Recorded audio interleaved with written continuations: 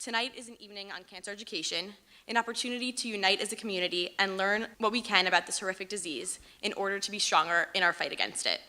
Our first speaker tonight is Dr. Chung-Han Lee of Memorial Sloan Kettering Cancer Center. Dr. Lee is a medical oncologist that specializes in the care of people with genitourinary malignancies. Please join me in welcoming Dr. Lee. What I want to talk to you about today was really kind of more of a primer in terms of thinking about oncology from the medical oncologist sort of perspective. My personal subspecialty is I focus on kidney cancer, so I'll probably draw a few examples from there. Let's start off with, when someone has told you the diagnosis of cancer, every single person reacts the same sort of way. There's this initial shock, and then the first step is really calming down. It's one of those things in which this is something that tends to be life-changing, but at the same time, though, the advances within the field have really changed significantly. And then what normally happens right afterwards is people go online and look things up, and then the second step after that is again to try to be calm. So when we think about the treatment for cancer in general, what we really want to know is there are essentially three questions that are really critically important in order for us to decide, how we go about designing and tailoring a treatment, for a particular patient. The first question that's important is, what is it? The second question is, where is it? And the last question is, who has it? So really, when we think about cancer, cancer is really a disease of geography. It's the same way that when you have a rose inside a wheat field, we consider that to be a weed. And the same way when we have wheat inside a rose garden, we consider that also to be a weed. Cancer is really where cells end up in places where they really don't belong. And that's when they end up in these sorts of places is where they end up causing damage. And when we also say cancer, and when people talk about, is there ever going to be a cure for cancer, the important thing to remember is that cancer is really a wide variety of diseases that we've really classified based off of what cell of origin it is. Where did it start out? With the cancer, if it starts out in the kidney and it shows up later, somewhere within the lungs, it's, certainly it's cancer, but it's really kidney cancer that's spread to the lung and not, a new lung cancer. So when we think about even kidney cancer, so this is a cancer in which it's probably number 9 in prevalence in the United States. It still comprises a large family of diseases. It just so happens that for kidney cancer, the bulk of it is what we call clear cell kidney cancer, which is the most common type. And this is perhaps the most critical thing when we talk about disease, is nailing down the diagnosis. So one of those things in which you get that initial diagnosis and you are, really, really worried, sometimes it's actually beneficial to get an extra pathologist to look at it. A pathologist that really specializes in cancer, because getting this diagnosis correct is probably the most key thing in order to tailor treatment.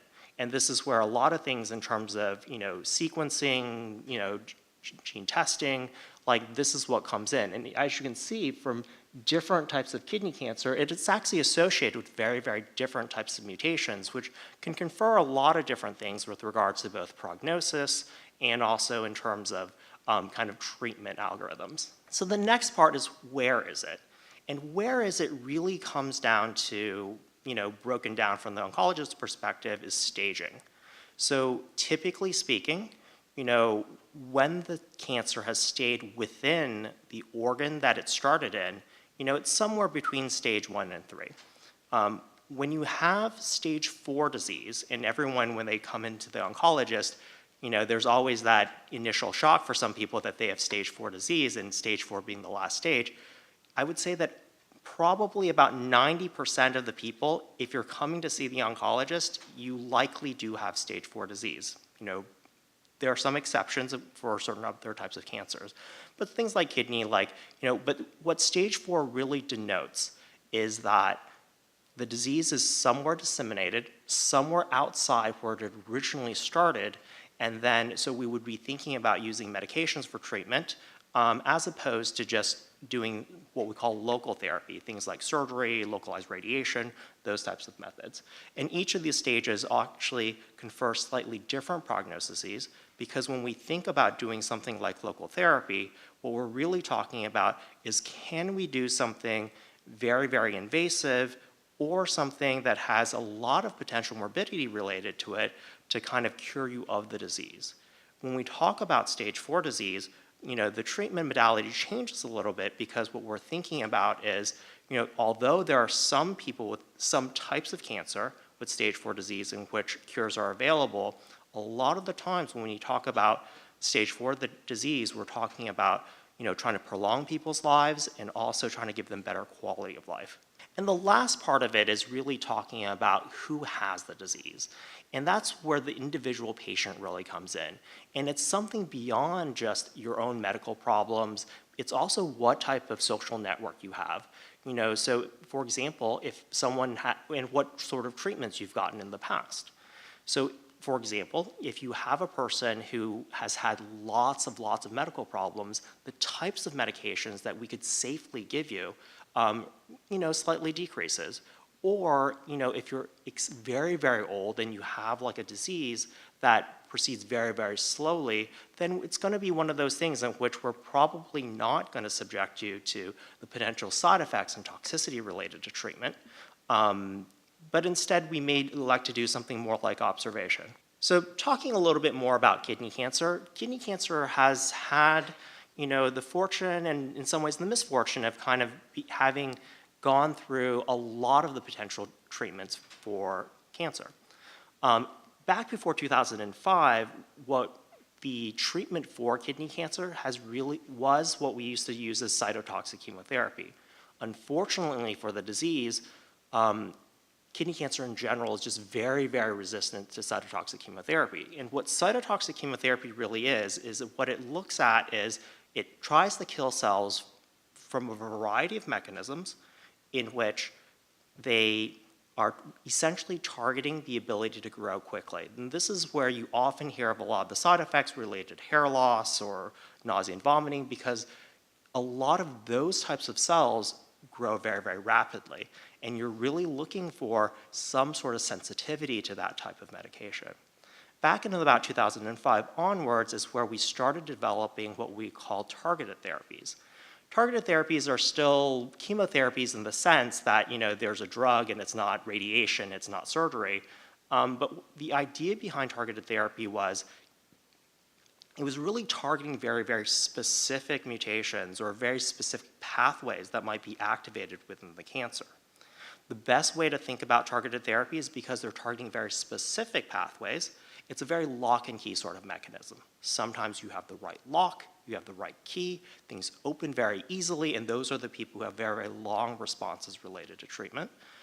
Sometimes you have an old lock and you have an old key, you can still kind of jiggle it, and then, the lock will still open, and those are kind of like the medium range responses, but on occasion it's just the wrong lock and the wrong key, and then you turn and just nothing happens. And those are the people in which even after, you've been on treatment, at the time of the first scan, we're really thinking about changing the medications.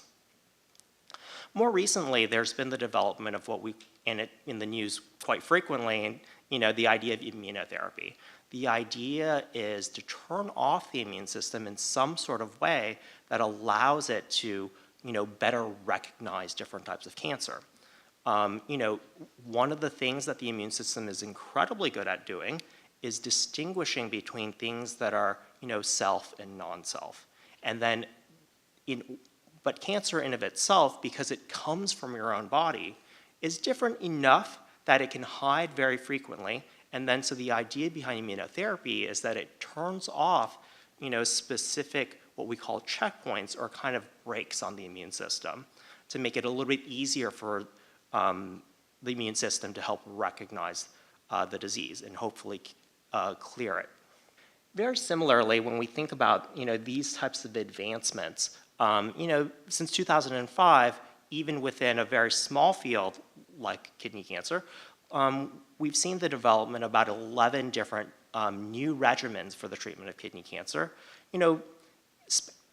with varying degrees of efficacy. One way to very much organize this sort of list of 11 drugs is to break it down by kind of mechanisms of treatment. So, because kidney cancer is not very responsive to chemotherapy, those are excluded. But when we start getting to the targeted therapies, one target is targeting the blood vessels that feed the kidney cancer, and we can see there's about 7 drugs there that are FDA approved for it. 2 drugs that target the metabolism of the disease, and then 2 drugs that kind of work on the immune system, and all of which, are kind of used either as by themselves or in combination to treat the disease. So lastly, when we talk about treatment of disease, the most important thing that most people have to remember when we talk about treatment is that we always use the best treatment up front. And what we define as the best treatment is usually a balance between the efficacy of the treatment and also the potential side effects related to treatment. And I think that one of the things that can happen is that people often worry that are there magic pills that we have at the end that we save as a last resort, and that's really not the case. Like, we almost invariably start with the best drugs. So as people get further along within their therapy, there becomes the efficacy of which really does decrease. So the question always comes up is, if you wanted to consider yourself for a clinical trial, and what that necessarily means.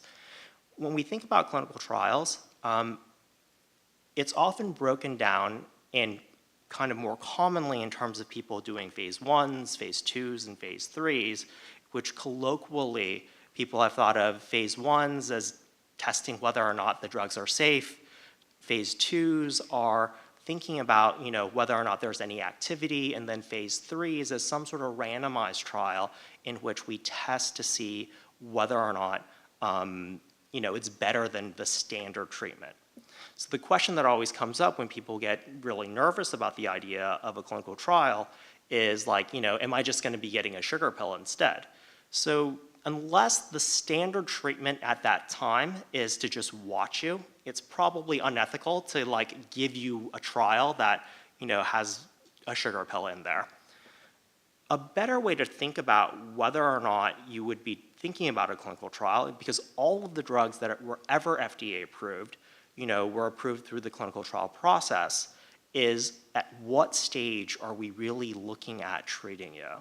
So clinical trials that are designed for people who've never been treated, those are really probably the most promising medications that we think, and we think that probably has a high likelihood of approval, because otherwise it would really be unethical for us to offer those types of options to you.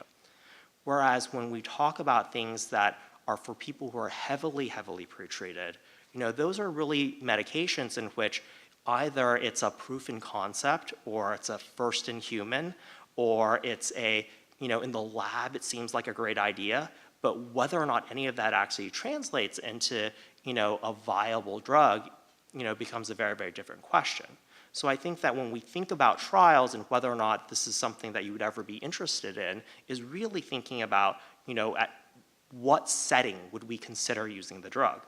Because a phase 1 could certainly just be taking 2 FDA-approved drugs that we know could work and then using them in combination. That's still a phase 1, because what they're really trying to figure out is whether or not it's safe to just combine 2 medications that we could otherwise, readily have available. Whereas you could have a late-stage phase 3 in which, at that point, there's no standard of care, and at that point, the odds of it working, ends up being quite low.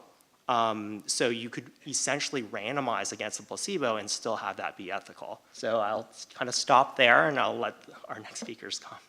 Yeah.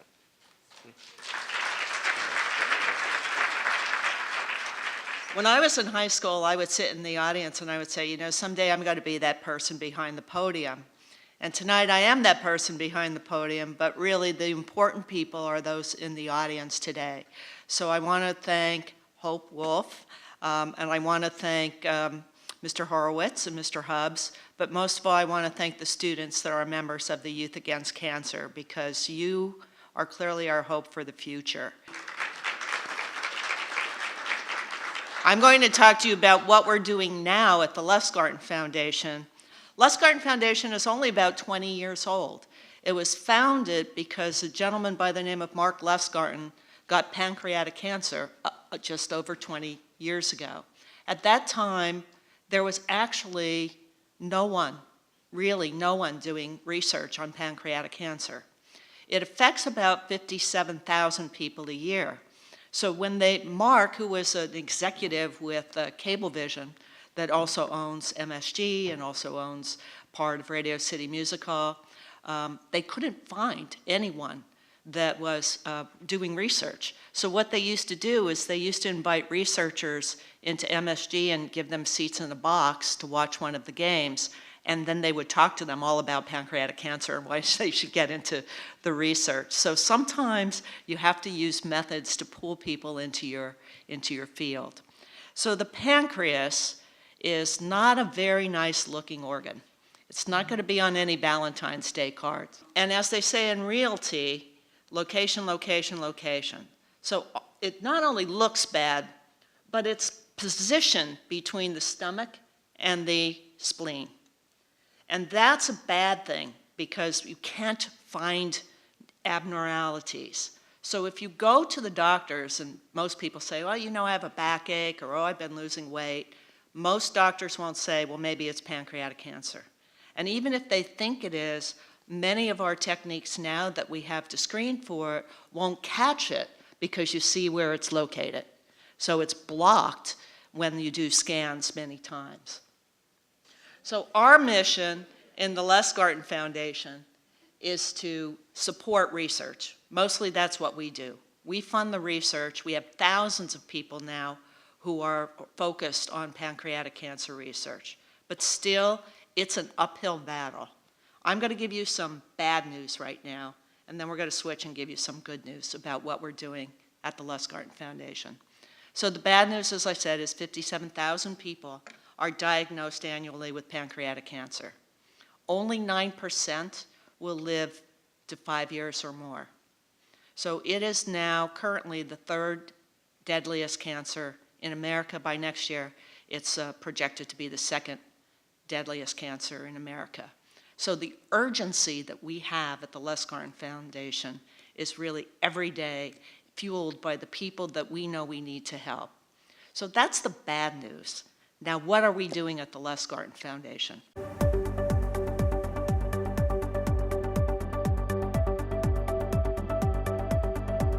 Funding world-class research. Invested $165 million in research.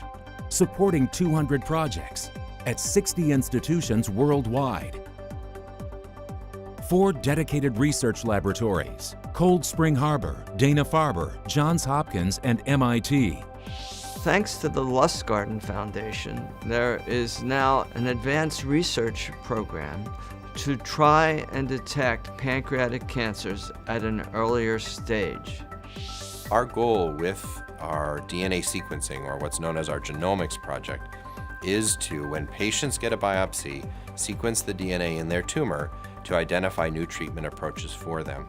We've developed a new approach using tissue models that we call organoids to find the best and most efficacious treatment right away so that the patients have the best chance for survival. There's tremendous enthusiasm right now in trying to use the immune system as an ally in the fight against cancer. Together, Stand Up to Cancer and Lustgarten have invested $85 million in research, funding more than 200 investigators at 30 institutions and 23 clinical trials. Pancreatic cancer patients need our help, and one of our most generous donors, the Lustgarten Foundation, has become their fiercest advocate. The leading funder of pancreatic cancer research is determined to save lives and give patients and families hope.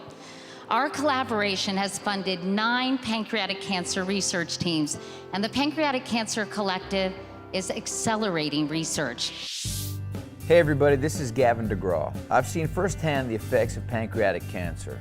I first heard about Lustgarten right after my mother was diagnosed. It's a great organization. 100% of the money goes specifically to cancer research. What are the latest groundbreaking pancreatic cancer treatments that you need to know about right now? This is a three-dimensional cancer that is grown after a biopsy is taken of a person's cancer and grown in the lab. This was pioneered by researchers at the Lustgarten Foundation. Once it's grown into a tumor, we can test thousands of drugs against it and see what works and what doesn't work. Let's Win was born as an unprecedented platform to connect doctors, researchers, and patients with the latest science-driven treatment options. More than 300 community events a year raise over $1 million and have raised $17.5 million to date. The Lustgarten Foundation Walk is this Sunday. 100% of the money raised goes towards research. A great turnout for the Lustgarten Foundation's Walk for Pancreatic Cancer Research. We're here to make a difference and create hope. Largest private funder of pancreatic cancer research. Thanks to separate funding to cover administrative expenses, 100% of every dollar raised goes directly to research. Here's now we're getting into, that's some of the good news.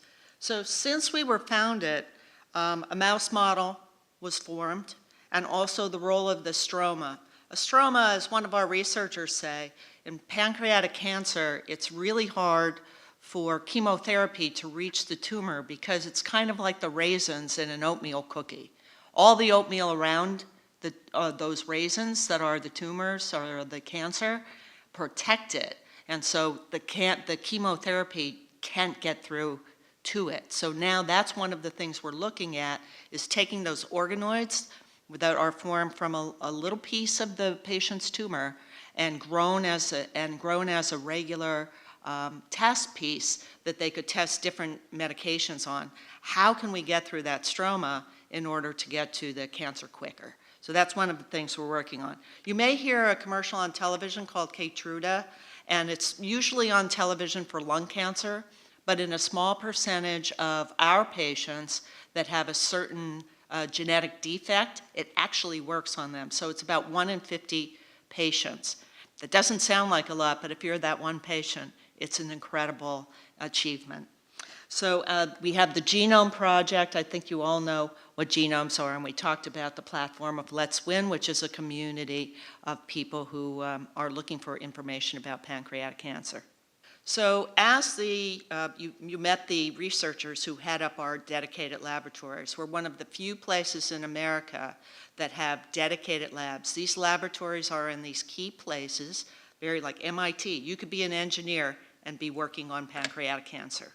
There's a lot of people from different occupations, including researchers, scientists, and clinicians that work on pancreatic cancer. So we've had Cold Spring Harbor, which is on Long Island, MIT in Massachusetts, and also Dana-Farber, which also treats patients, and Johns Hopkins, which was one of the leading research places in the United States. Each one of them do something different, but they all share their information. One of the requirements of the Lustgarten Foundation is if you get funding from us as a researcher, you have to share your information.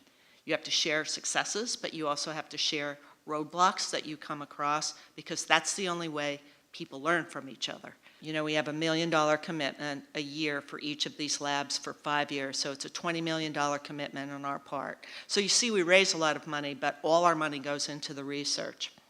So in Cold Spring Harbor, those are the organoids that we talked about, and I could tell you a little bit more about those later if you don't quite get the concept. And then what we do with those is we test what drugs patients would respond to best. But it's the second line, as Dr. Lee said. The first line are regular drugs, and then we test the second line drugs to see if it will work. As we move forward, we also will be able to test drugs that aren't typically associated with pancreatic cancer. So, there is one group in Utah, for example, they're using a combination of a melanoma drug and another drug, and they're saying, oh, we think we have some hope here. So we could test it on the organoids, but also do a clinical trial on it. So Dana-Farber is a great place because they actually are treating patients at the same time they're doing their research. And Dr. Woolpin, as you saw there, is a leading clinician for pancreatic cancer. I had the joy of sitting with his team. I didn't understand half the things they were talking about because they are brilliant. They do single cell research, but they work as a team, and they are really, really sequencing things like DNA and RNA to find out what works best for each patient. All of this is called personalized medicine, because what works for me may not work for other people in the audience. So the person sitting next to you might get one treatment that works, and you might get another one. That's what we're hoping for, to be more personal about how we treat pancreatic cancer patients. Johns Hopkins is interesting because they're working on two things that I think that you would be interested in. I don't often talk to the bullet points up there, but some of them, let me tell you the two things. The one is an artificial intelligence way to find the pancreatic cancer. As I told you in the beginning, doesn't look good, it's not a good looking organ, and it has a terrible, terrible location. So sometimes things on CAT scans aren't picked up. So what they're doing is they're taking thousands of CAT scans, running them through, and training a computer, first of all, to recognize this is the pancreas, because they have to separate it out from all the other organs. Then now they're training the computer to say, this is a pancreas, but it's not normal. Wait, you need to do more. So they're working with a gentleman who worked with Google on the driverless cars. So he's working with our researchers. So I'm telling you the different careers that come together. So as you're thinking about what you want to do, if you want to stay in the science area, you can do a lot of things. Look at me. I don't have a science background, but I love, love, love what I do. So the other thing that they're doing at Johns Hopkins is they're working on what's called Cancer-Seek. And Dr. Vogelstein has found that through a blood test, they think they can identify 8 different cancers. 2 of them are ovarian and pancreas. Ovarian and pancreas really don't have any treatments and really are hard to find until they're advanced, stage 4, as Dr. Lee said. So this blood test now for the pancreas part of it and the ovarian part of it has been fast-tracked by the FDA. So we are now in clinical trials to prove that this will work, and hopefully in 3 to 4 years, doctors will be able to take a blood test like they do for cholesterol or any other kind of blood test and say, oh, we need to treat you for this. And that's a good thing to find out early, because the earlier you find it, the sooner you can treat it. So MIT is filled with brilliant engineers, and they're working to say, okay, for the organoids, it used to take months to grow an organoid.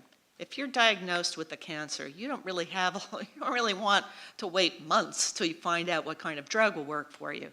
Now we have it down to 3 weeks. Now we want to get it down to 1 week. So the thought is, we take a sample of your tumor, we grow the organoid, we test the drugs, we say to the clinician, this is the drug that you should use for this patient, because this is the drug that will work best on him or her. So the engineers are helping us at MIT to do that better.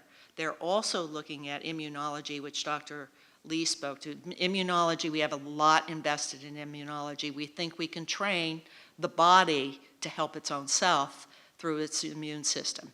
So that's some of the research that we're investing in, not only at MIT, but in other areas. So this is kind of my ending.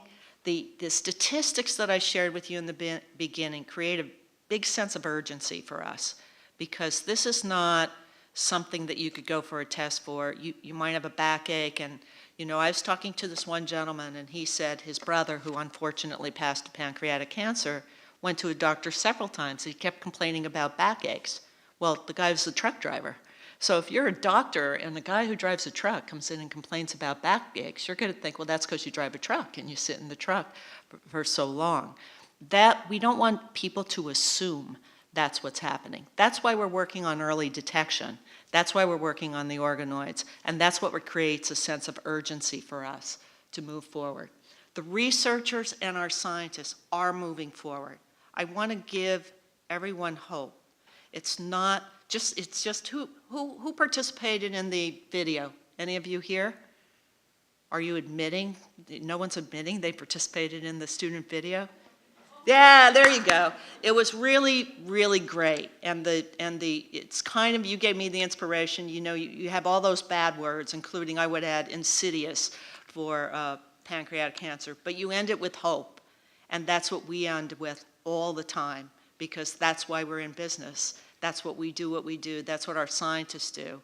They're people like Dr. Lee. When we think of researchers and scientists, sometimes we think of people in white coats that are just, you know, with their beakers and their organoids, but they're really people who care. They get into the field because they care about the patients and they care about the families of the patients. So I want to thank you for giving us this opportunity to share a little bit about the Les Garten Foundation. We have a lab that's on Long Island, and so if you ever want to do a class trip, just actually see organoids, we'd be more than happy to arrange that, and you can meet Dr. Tuvison. So thank you very much.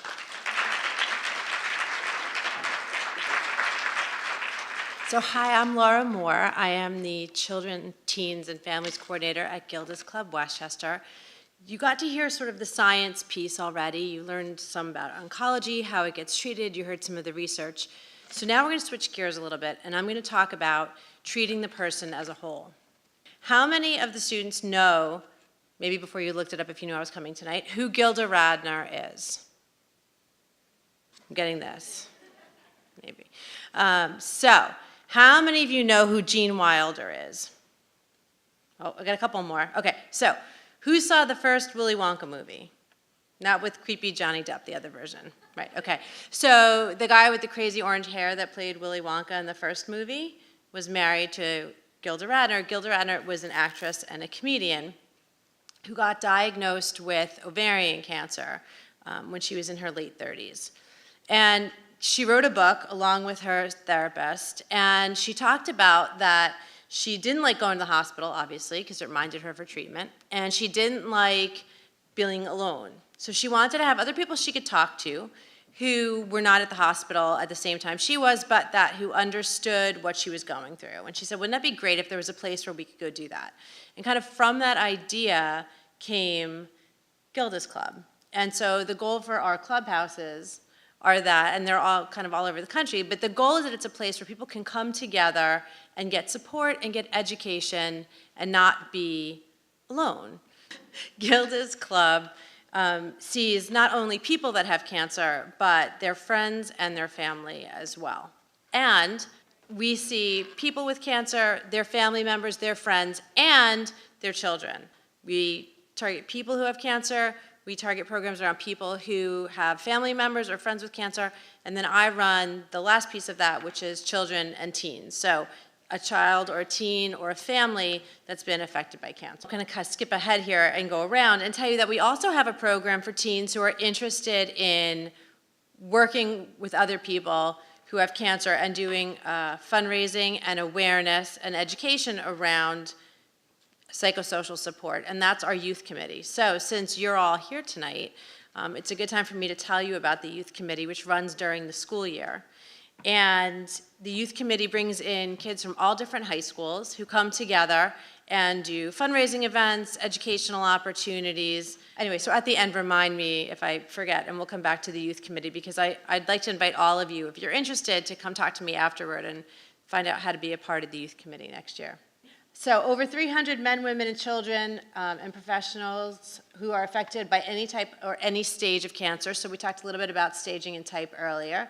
We cover Westchester, Rockland, and Lower Fairfield County, and I'm here to tell you that is a huge amount of space. I do a lot of visits out in the community. I go to a lot of schools. A lot of people come to us, and so that's a pretty big area. And I think the most important thing I can tell you about Gilda's Club is that everything we do is free of charge. So any education program, any of the support programs, all of them, everything is completely free of charge to the people that come and take part. So I wanted to show you just a very short video about Gilda's Club. This video came about because, I don't know if any of you saw it, but there was a documentary on Gilda Radner that came out last year. And so this is sort of a note back to her from that documentary, from the people who take part in our programs.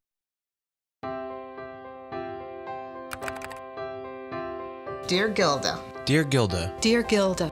Gilda, I want you to know how much you've meant to so many people. To recognize that there is a life after cancer diagnosis. Gilda's Club is special because it created this unbelievable community that stemmed from your vision about what people who've been touched by cancer need. Like talking with other people who have experienced the same thing as I have. Gilda's Club is a safe place. It really makes people feel better and it gives them a place to come. To be around people that know exactly what I'm going through.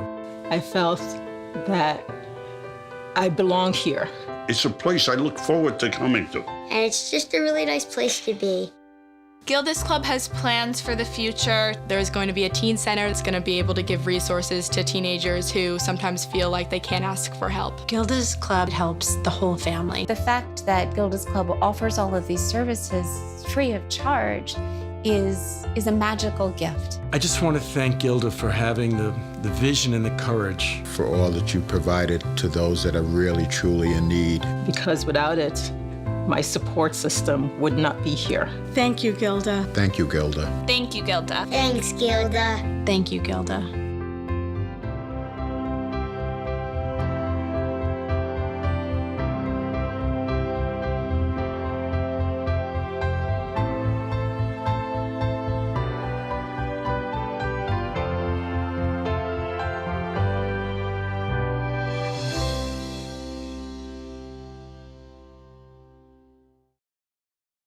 So I'm not gonna lie, I have the best job there, and I'll fight them for it, because we argue all the time, and they're always like, you shouldn't say that. I'm like, but it's true, I get the kids and the teens and the families. It really is the best part of being there, I think. And these kids and these families are amazing. And how they come together, I'm getting a little ahead of myself, we're gonna talk about it in a minute, but how they come together and how do you support them all is really, really important. The same way it's really important that you support the entire person while they're there. So why? We have 4 main kinds of programs that we do. The first one are support programs. So that can be one-on-one support, it can be group support, it can be telephone support. We're working on a version for online support. We can do support at the clubhouse. So the goal of our support programs is really to get people whatever type of support makes them most comfortable. Some people come in, they're like, not a group person. Okay, that's fine, we can do one-on-one sessions. Some people really want a group to be with. That's okay too. We can have people come to the clubhouse. We can come out to them. So you'll see here, we have a list of partners. So New York Presbyterian Lawrence Hospital, New York Presbyterian Hudson Valley Hospital, WestMed, Memorial Sloan Kettering in Harrison, and now our latest center, not a place you would normally think of, but the Bedford Playhouse is going to be hosting a group for us as well. So again, remember I said we have a really big area that we have to cover, and it's really hard for people, especially if they're going through treatment or someone in the family is going through treatment, to necessarily come to us. So we like to be able to make it as easy as possible so we can go to them too. And then finally is the piece where we go to schools. And so what does that look like? Well, a school might call and say, we have a kid that's been diagnosed with cancer, or we have a kid who's got a family member that's been diagnosed with cancer, and we don't know what to do. So we can talk about how do we support the teachers, we can talk about how do we support the students, and we can talk about, in general, what does that mean for the school as a community. We can also come in and do presentations for classes on different things related to cancer, and kind of an overview, and we can also talk about psychosocial support for those. So that's the support program piece. Then we have the exercise programs. There's a lot of them. I just gave you a couple here. Yoga, Pilates, Tai Chi, Zumba. So you can hear the music kind of go through the building. You know what's going on. There's chair yoga, all different kinds of exercise programs, right? So taking care of your body, taking care of your mind. There's social programs, book groups, knitting and sewing, arts and crafts. There's dinners. There's other kinds of social events. So these are all geared towards, the program was created around an adult population, and then we kind of took it and modeled it and created the children's program. So everything you see here, we do a version of it for the kids. One-to-one support, school programs, right? Obviously that's geared more towards kids. The groups, we have different groups for kids, whether they have cancer or they have a parent or family member who has cancer or they've lost someone to cancer. We have exercise programs, although I will tell you the exercise program for the kids looks more like Nerf gun fights, soccer matches. They can hear them running. They're like, oh, Laura's upstairs again. And then we have social things we have done, pottery painting, flower pots. We've done spring carnivals, pizza nights. They really like to bake, so kids really get a kick out of being in the kitchen and making a mess, so we do lots around that. And then educational programs, different kinds of lectures and workshops.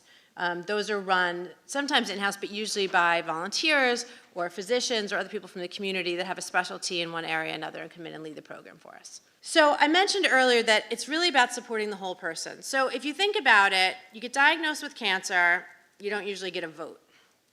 You get told you need treatment, you might get a little bit of a choice, but you don't really get a vote. So supporting the whole person is really about taking back control, and it's about supporting everything about them.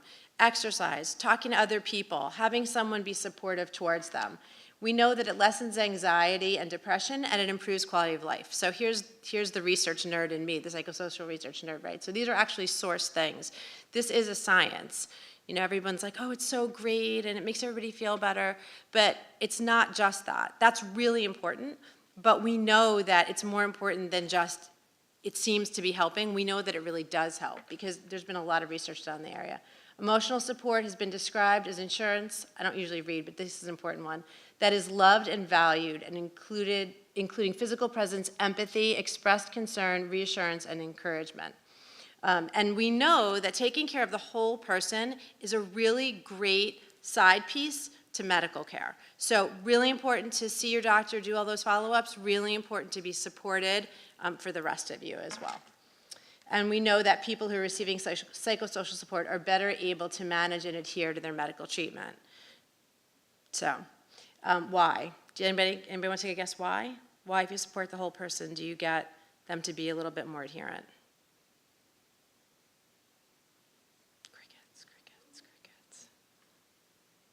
Because you're empowering them a little bit, right? You're helping them to feel better, you're helping them to use their mind, you're helping them to use their body and get out and think of something other than cancer. And it makes them feel a little bit more empowered to be better able to take care of themselves. So supporting the whole family and friends. And the kids get a kick out of this when I talk about it with them. The kids will come in and they'll sit with their parents, and we have a rule. And here's the rule. The rule in Noogie Land, which is the kids' area, is sort of like Vegas. What happens in Noogie Land stays in Noogie Land. So I don't ever tell the parents what we do, what we talk about, what happens, unless A, it's something really important, but I won't do it unless we talk to the kids about it first. And two, the kids are in charge. So they can invite parents to come in, or they can tell mom and dad, see you later. And usually they say see you later after the first time, which is fine. But I tell the kids this all the time, and I think this is going to resonate a lot with the teenagers in the room. Teenagers and kids are caregivers. Whether you're called a caregiver or not, we tend to think of parents as being our caregivers. Well, when push comes to shove, we all kind of take care of each other. And in the family unit, everybody takes care of each other, right? Mom, dad, siblings, aunts, uncles. So I tell the kids that it's really important for them to make sure that they're taking care of themselves too. And that's sort of the whole message that resonates with the adults with family and friends, right? You're not going to be able to help somebody else until you're taking care of yourself. It's sort of like when you get on an airplane and they say, you know, put your own oxygen mask on before you put on the other person's. There's a reason they do that. It's because they don't want you to pass out before you have time to help. You know, if you're helping the other person, you're out, you're not helping them. It's the same idea. If you're not taking care of yourself, you're not going to be able to take care of the other person who needs you, who needs your help. And that help can look like something like a task, right? You can help a friend or you can help a family member by driving them somewhere or cooking a meal, or you can just lend an ear. Relationships shift, change, and grow, right? If someone's sick or they're getting better at all different points of the journey, that relationship changes. And so it's really important that there's not a start, ooh, I got diagnosed with cancer, or my family member got diagnosed with cancer, oh, and now they're done. It kind of changes as it goes along. And then communication is the key, and that's the big one that everybody seems to be afraid about, right? Like the elephant in the room, no one really wants to talk about it, but talking about what someone needs and how you can help them are really important. So children and teens, it's kind of weird because I don't think I've ever given this talk to teens, so we'll see what you think. You let me know if I'm right or not. So children and teens are part of the family too, right? So parents come in and they'll go, we don't want them to know. And I'm like, they already know.